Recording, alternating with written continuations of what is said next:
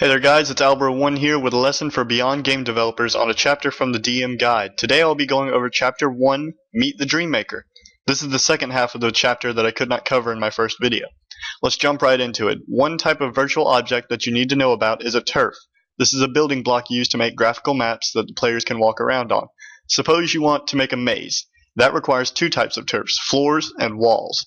Here's how you would define them. So make sure you already have your Hello World project open from the last tutorial. You don't need any of this stuff anymore, so you can go ahead and erase it. You're going to type turf, T-U-R-F, enter tab, type floor, enter, and type wall. Okay. All we did here was branch two new types of objects off of the basic turf. One is called floor and the other is wall. As I said at the end of my last tutorial, if the tree concept confuses you, you can think of these as families. In this case, the turf is the parent, while floor and wall are the children. They are siblings. Children inherit all of their parents' properties and add some of their own to distinguish it from its siblings. This means that both floor and wall are types of turfs that you defined. To make a maze, we need to specify a few properties of the floors and walls, what they look like, and whether you can walk through them. While we're at it, the player's appearance should be defined too. This is how it's done, so follow along with me here. You're going to do enter tab. So now you're in the third indentation after floor, and you're going to type icon equals floor.dmi, and that's in single quotes. Then go to the wall and do the same thing, except you're going to do wall.dmi. And for this one, you're going to also type density equals 1. And then to make the player have an appearance, we need to do mob icon equals player.dmi. Okay, several assignments have been made. These take the form of a variable on the left-hand side and a value on the right. In the case of the icons, the value is the name of an icon file inside single quotes. In the case of density, the value should be 1 or 0 to indicate if it is dense or not. A dense turf will not allow other dense objects like mobs to walk through them. Now right now this isn't going to work how we want it to because of multiple reasons. We don't have the icon files we specified, and we don't have a map for them to appear on. To rectify this, go to File, click New, go to the drop down box right here, and choose Icon File. Now let's name it Floor, and then hit Enter. This will bring up this new window here with the option to build pix maps, which are static, directionless icons, which is this button, and movies, which are animated or directional icons. Click the new pix map button and show off your artistic flair by drawing a picture of a floor. I don't have any flair, so I'm just going to fill it with this blue here. Clicking flood and filling it. Repeat this for wall.dmi and player.dmi, which I already created over here. And once you have that, you can move on with the tutorial. Once the files are made, the project should compile. Test that out. So go to Build and Compile. No errors and no warnings. If it's successful for you, you should be able to see your icons in the Object Tree tab on the left-hand side of the screen, which is right here. You have your mob there, and your floor and your wall underneath the turf. This tree illustrates the objects defined in your world. You can run the world now, but you won't see any icons because you haven't put them on the map yet. To build a map, again go to File, New, and this time select Map File. Name it whatever you want. I'm just going to name it Map, and the .dmm extension will be appended to it, indicating that the file is a map. And just keep it 10 by 10. Now this is the fun part. Create the map by selecting objects from the tree and placing them with the various functions. For example, to add a row of walls, select the Add function right here, click on the wall turf, and draw them on the map by left clicking the mouse. So let's do that and make a little barrier, and it's a maze, so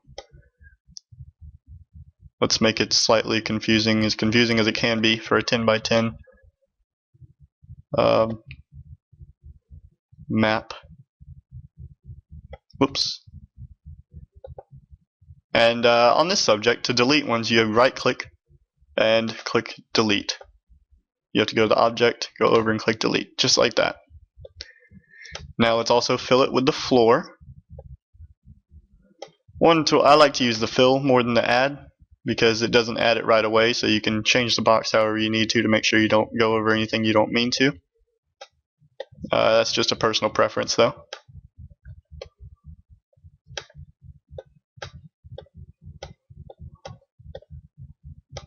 Okay. Once you're done, compile the project again and run it. So build, compile, build, run.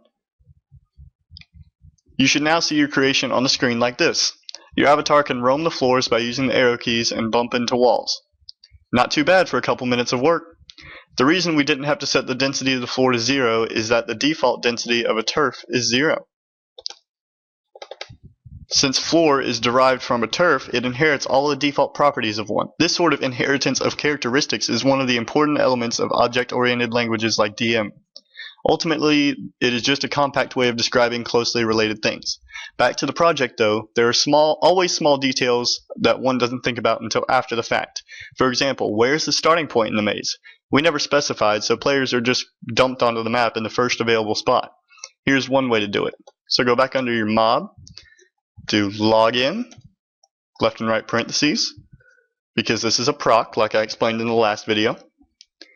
Now type loc, L-O-C, equals locate, left parentheses, /turf, /start, right parentheses. You'll have to make a new icon for the start turf and edit the map to mark the starting position with it. I'll go ahead and do that very quickly.